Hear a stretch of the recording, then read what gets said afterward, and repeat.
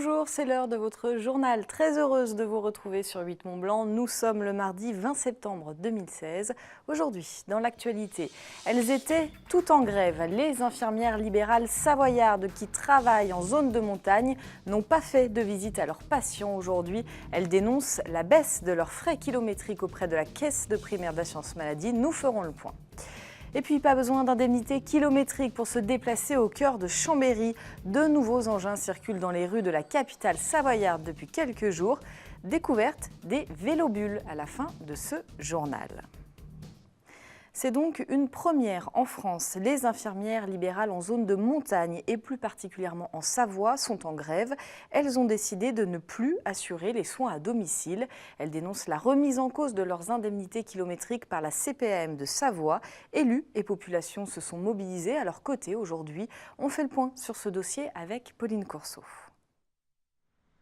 La grève des infirmières s'affiche partout dans ce cabinet. D'ailleurs, sur l'ensemble de la Savoie, 100% des infirmières de montagne n'assurent plus les soins à domicile. C'est en novembre dernier que la CPAM de Savoie, seule caisse à avoir pris cette initiative en France, a débuté son forcing pour modifier leurs indemnités kilométriques. Un changement qui pourrait engendrer une perte d'un tiers à la moitié de leurs revenus. Depuis toujours, la manière de facturer des infirmières kinés médecins prenait en compte le temps passé sur les routes. On ne parlait pas de kilomètres, mais de facturation en euros kilomètres. Les détails sont un petit peu compliqués. Mais la manière de facturer tenait compte du temps passé sur la route, pour faire court. Alors qu'aujourd'hui, ce que propose la CPAM de Chambéry, c'est un dédommagement, uniquement un dédommagement facturé de patient à patient. C'est-à-dire qu'on compte du patient A au patient B tant de kilomètres, et c'est notre indemnité kilométrique. Avec cette mobilisation, les infirmières ont réussi à obtenir un avis favorable de la Caisse nationale d'assurance maladie pour conserver ce mode de calcul. Reste désormais l'aval de la CPAM de Savoie, pas encore gagné malgré l'écho médiatique de ce mouvement. Toute la population est maintenant avertie, donc on est beaucoup plus crédible, on est beaucoup mieux entendu, on arrête de penser qu'on est des voleuses. Et au moins les gens savent de quoi on parle. Donc c'est une vraie reconnaissance de notre profession, de notre utilité et surtout du fait qu'on est là pour éviter le désert médical. Dans ce cabinet, ce sont 200 à 300 patients qui sont visités chaque jour. Le mouvement, quant à lui, devrait rapidement cesser. Mais les infirmières sont décidées à gagner cette bataille avant les grandes négociations de 2017 sur la loi santé. Actualité sociale encore. Au mois de mai, les 96 salariés de Rectiphase, filiale du groupe Schneider Electric, ont été informés de la fin de leur activité sur le site de Pringy. Ils sont depuis mobilisés. Le personnel entame sa 4e semaine de grève et ne compte pas abandonner le combat. La semaine dernière, les représentants syndicaux ont notamment rencontré Bernard Accoyer, député maire d'Anne-Sylvieux, Les Républicains, qui leur a affirmé pouvoir intervenir. Ils rencontreront dès mercredi le préfet de Haute-Savoie pour obtenir le soutien de l'État.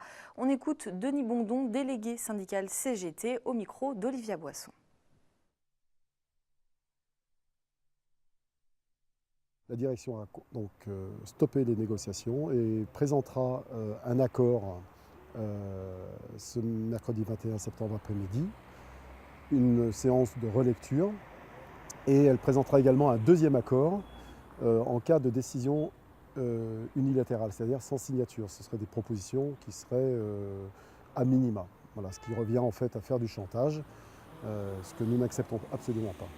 Aujourd'hui, les revendications des salariés ne sont pas satisfaites, à savoir des mesures sociales de très haut niveau par rapport aux préjudices subis. Aujourd'hui, il y a un tel sentiment de trahison, de colère, de mépris, que les salariés sont vraiment très en colère vis-à-vis de la direction de Schneider, de ne pas satisfaire leurs revendications. Parlons éducation maintenant avec l'avancée du chantier du futur collège public de Remilly. Débuté en juin dernier, les travaux avancent bien. L'établissement devrait accueillir ses premiers élèves dès la rentrée 2018. Pour le canton, il s'agissait là d'une nécessité pour désengorger l'établissement existant du Clergeon. C'est un reportage signé Emmanuel Jaude. 49e collège public de Haute-Savoie, le futur collège de Remilly sort petit à petit de terre. Un projet nécessaire pour le canton qui souhaitait favoriser la mixité sociale dans l'Albanais. J'étais de ceux qui depuis longtemps réclamaient un nouvel équipement dans l'Albanais et à Rumilly en particulier pour soulager un peu notre collège de Clergeon qui était quand même un petit peu suroccupé jusqu'à maintenant.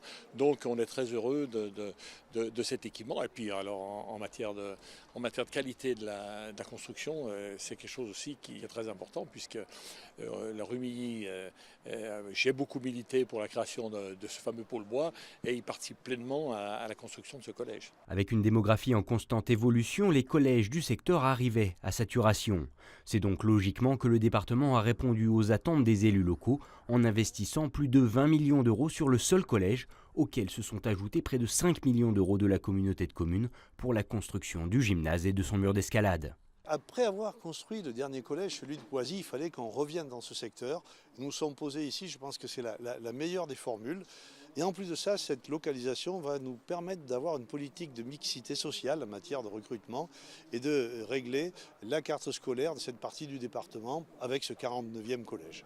Dès la rentrée 2018, ce sont donc 600 collégiens qui découvriront leur nouvel établissement, avec une réserve foncière permettant de porter sa capacité à 750 dans les prochaines années. En bref, Genève voulait tester la fermeture matinale de 5 petites douanes. Soral, Cézénien, Chancy ou encore Certoux sont traversés en effet chaque matin par près de 5000 frontaliers en tout.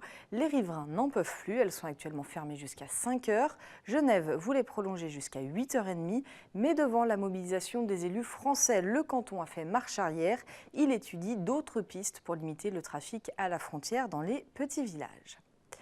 Début septembre, Chambéry a mis en place un nouveau plan de circulation urbain avec notamment de grands changements sur le réseau de bus. On a déjà eu l'occasion d'en parler dans ce journal. La cité savoyarde en a profité pour mandater l'agence Écomobilité afin de trouver des alternatives au transport classique. C'est ainsi que le Vélobule est né. Il s'agit d'un triporteur électrique spécialisé dans les trajets courts. Sébastien Germain nous en dit plus. À Chambéry, il y a les vélos, les bus et le Vélobule. Cet étonnant véhicule est le nouveau mode de transport en vogue dans les rues de la préfecture savoyarde. Et à peine 2 semaines après son lancement, Vélobule est déjà adopté. C'est super, parce que c'est quand même un moyen de transport agréable, pas très cher, et puis pratique. En les voyant circuler, je me suis renseignée et ça m'a intéressé, du coup je m'en sers assez souvent. Ce sont donc 4 Vélobules qui sillonnent l'hypercentre de Chambéry pour transporter ceux et celles qui le souhaitent. Et l'agence Écomobilité, en charge du projet, utilise des triporteurs électriques. Un choix en plein dans l'air du temps. Il y a une assistance électrique, il y a une roue sur 3 qui est un peu motorisée. Sinon après le reste c'est dans les mollets. Ça fait les jambes ? Ouais. Bah, le vélo en lui-même pèse 130 kg déjà. Mais sinon c'est très praticable. Le principe est on ne peut plus simple. 2 types de transports sont disponibles. Une ligne régulière définie de 3 km dans le centre et un service de transport à la demande avec un périmètre plus élargi. On est sur des déplacements qui font entre 800 mètres et 1 km sur la ligne et en transport à la demande entre 1 et 1,5 km. Donc on est vraiment sur des déplacements très courts mais qui sont les déplacements du dernier kilomètre, notamment pour relier le transport en commun et qui fait que c'est souvent le dernier kilomètre qui pose problème pour avoir une mobilité classique. L'offre de Chambéry Métropole en matière de transport s'étoffe donc avec cette nouveauté intrigante qui espère surfer sur la dynamique du nouveau plan de mobilité urbaine voulu par l'agglo. Même sur la ligne qui fait 3 km dans le centre-ville de Chambéry, les pilotes de Vélobule ont vraiment pour mission d'accompagner la personne. C'est-à-dire qu'on va l'aider à monter dans le Vélobule, on va discuter avec elle, on va l'aider à monter ses courses, à la ramener chez elle. Ce qui fait qu'on a aussi une action sociale qui est très forte. Les tarifs sont variables et vont de 0 à 4 €. Et pour le moment, le projet est expérimental pour une durée d'1 an. C'est la fin de cette édition. Merci de votre fidélité à l'information sur 8 Mont Blanc. Merci à toute l'équipe. Juste après, vous retrouvez C'est nos mag et le magazine documentaire. Nos programmes continuent donc tout de suite sur 8 Mont Blanc et quand vous voulez sur 8montblanc.fr. Passez une très belle soirée.